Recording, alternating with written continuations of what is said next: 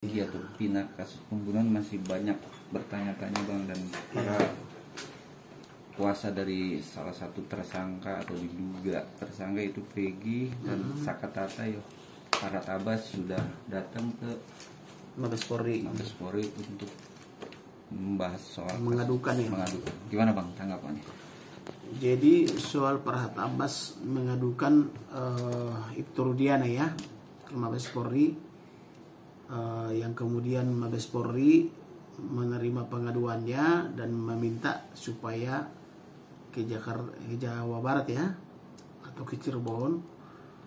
Menurut saya itu sah-sah aja.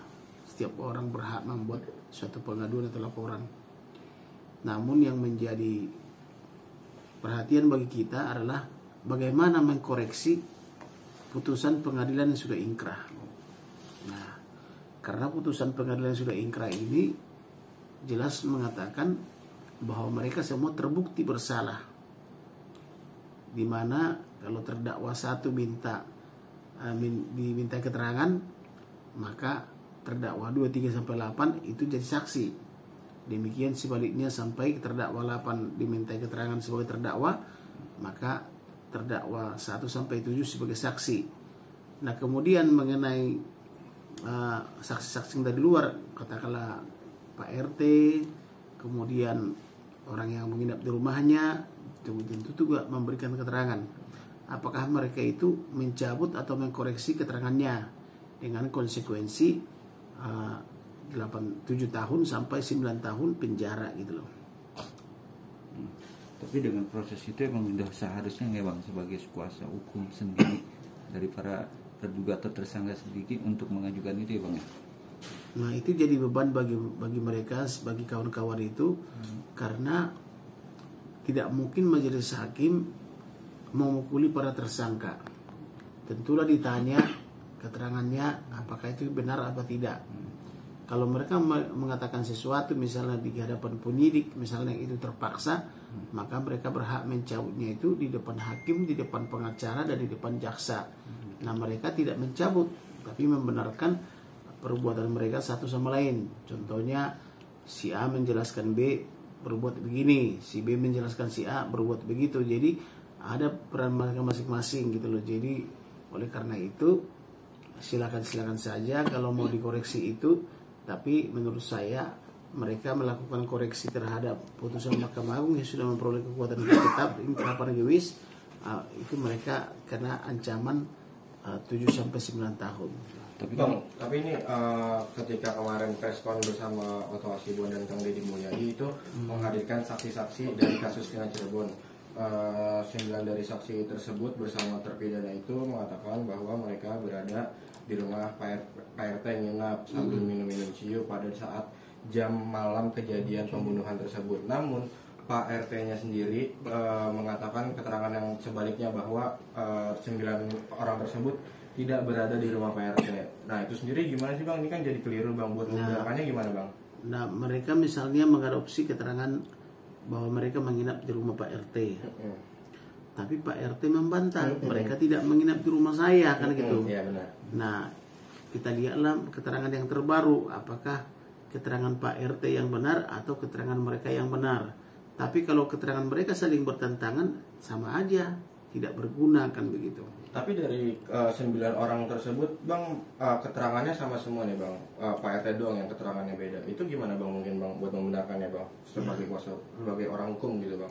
Kalau 9 orang mengatakan benar, tapi Pak RT misalnya mengatakan tidak dan berani disumpah mereka, keterangan yang lebih digunakan adalah keterangan 9 orang dengan konsekuensi memberi keterangan palsu gitu loh. Karena 8 tahun lalu mereka memberi keterangan tidak seperti itu gitu.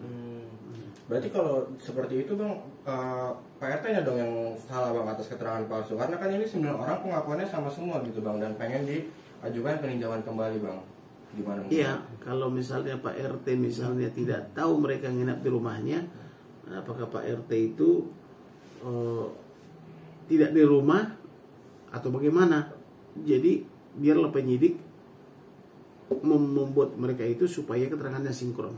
terkait ini juga nih bang, bahwa 6 terpidana ini nih kesulitan bang buat bertemu kuasa hukum dari DPN Pradi. Akhirnya DPN Pradi ini mengajukan atensi ke Dirjen Permasyarakatan, Kemenkumham dan Komnas HAM.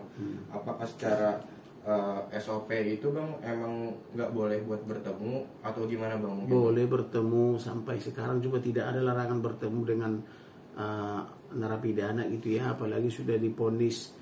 Orang ketemu tersangka terdakwa aja kita ketemu setiap hari kok. Jadi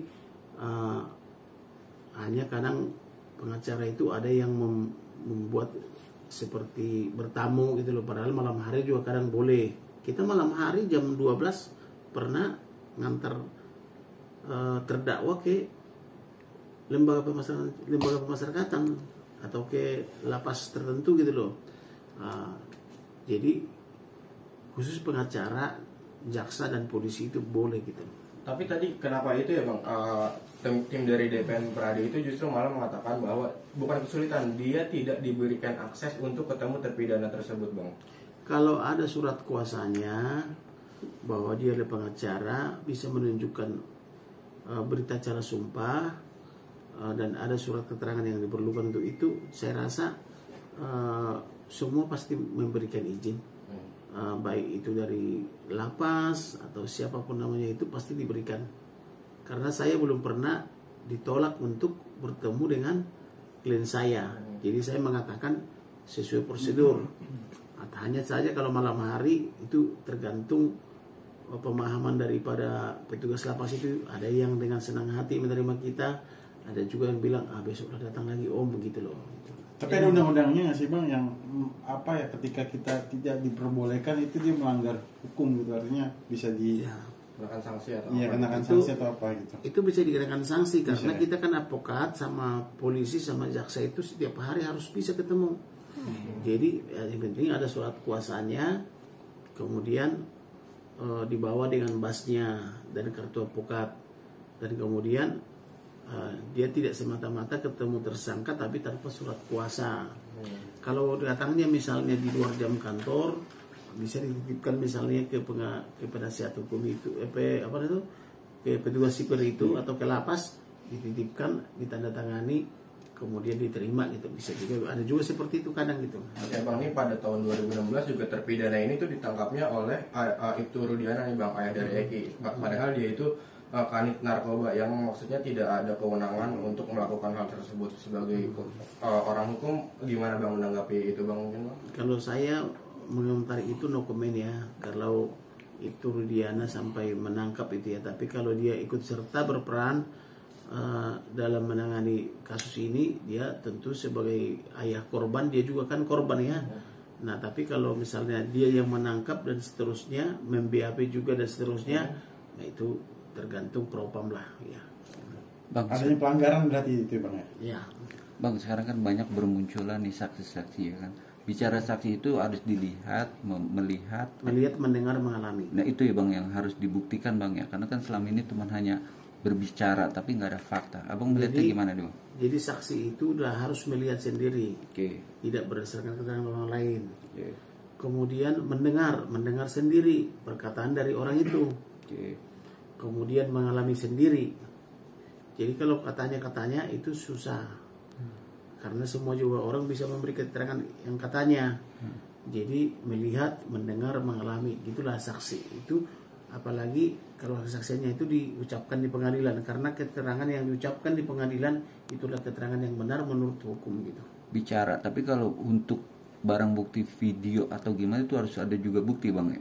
Ya, untuk kalau misalnya barang bukti berupa video, berupa gambar, itu bisa juga disebut sebagai barang bukti. Undang-undang yang terbaru tentang ITE bisa juga sebagai barang bukti gitu loh. Tapi bisa juga sebagai bukti gitu. Tapi rumor sekarang beredar lagi malah saksi dari tukang ojek melihat langsung bahwa saat kejadian itu cuma hanya 2 tersangka yang membunuh. Ya kan, itu juga harus ada pembuktian ya bang, bukan hanya omongan. Nah, kalau tukang ojek mengatakan begitu, dia melihat, ya sebaiknya tukang ojek itu bersaksi ke hadapan polisi, tidak bersaksi kepada masyarakat umum gitu loh. Jadi kalau misalnya ada mau koreksi misalnya atas 8 terpidana itu silakan boleh saja memberi keterangan, tetapi keterangannya itu kepada penyidik. Nah, penyidik dan nanti yang menseleksi mereka keterangannya itu apakah didapat langsung atau katanya kan gitu. Oke.